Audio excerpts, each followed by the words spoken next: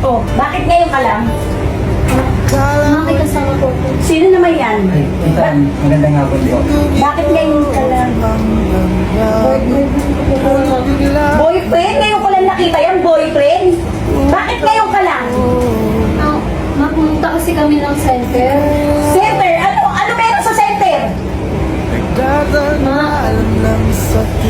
Buntis po. Buntis?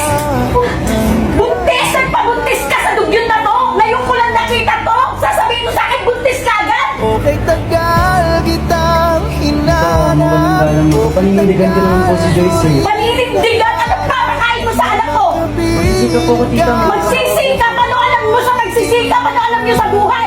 Bata pa yung anak ko, pinag-aaral ko yan! Pinag-aaral ko dahil wala na yung ama! Tapos bubuntisin mo lang! Di po babayaan. Pasensya! Joyce! Alam mo, pinag-aaral kita!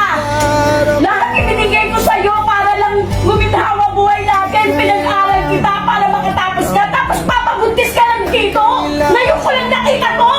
Sasabihin mo sa akin, buntis ka agad! Sorry po. Sorry!